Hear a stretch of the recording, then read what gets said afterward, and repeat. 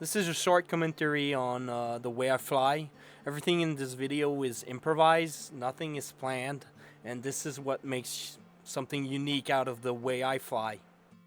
This video is just a replay buffer I saved from start to finish.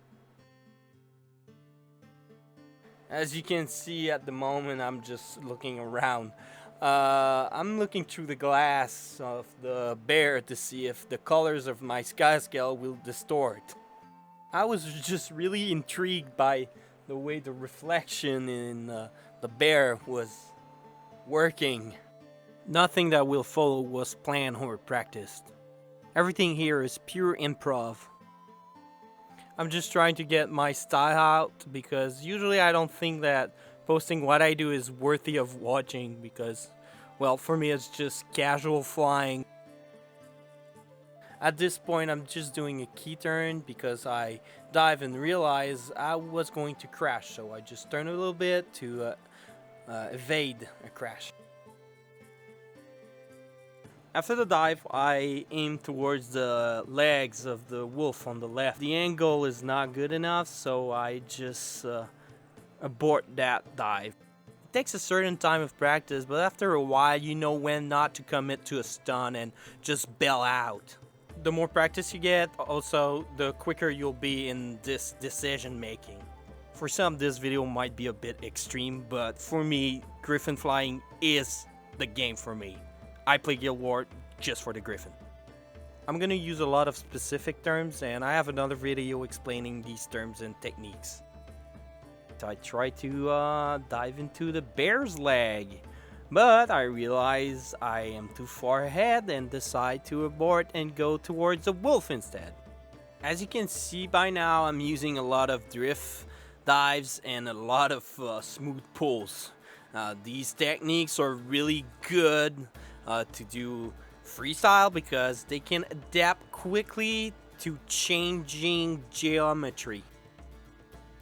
This part is quite interesting because it shows that the camera work is really important. As you can see, I begin my dive turning left, but I quickly realized while turning my camera that I will crash if I continue to dive this way, therefore I switch side. Being able to control independently where your Griffon is flying towards and what you're looking at is very important. And this is why I mandate to have the directional keys, because sometimes you want to go not where you're looking at, just to assess your environment. I like to maintain my heading while looking around, because you want to see where you're going to dive and where you're going to pull, and you want to assess where you are in the world. This is a prime example of why the dive pull is really better when you want to pull up, because as you can see, I snag into the bear's leg, but since I'm using the dive pull, I can manage to have enough energy to go into a cycle and regain my height. For me, what's important is being able to actually save it. It doesn't matter if you crash, you bunk. As long as you can pull up and save it, that's all it matters. As I said, camera work is really important in freestyling. And in this clip, you can see that I look around and I spot this little dive I could do in between the jaguar legs, and I just look around like on the side of my screen and I just gauge the space I have and what should I do to get in there. When I fly, I do not start from one point, and usually I'll just start back from where I crashed.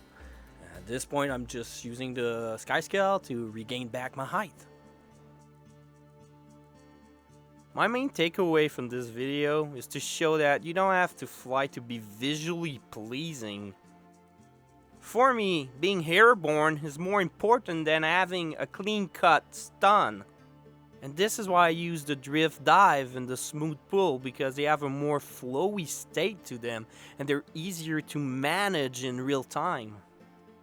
I like the way I fly because it always keeps me on edge. Because I always have to adapt, I always have to make quick judgment to adjust my position. And this is why I like freestyling over caving.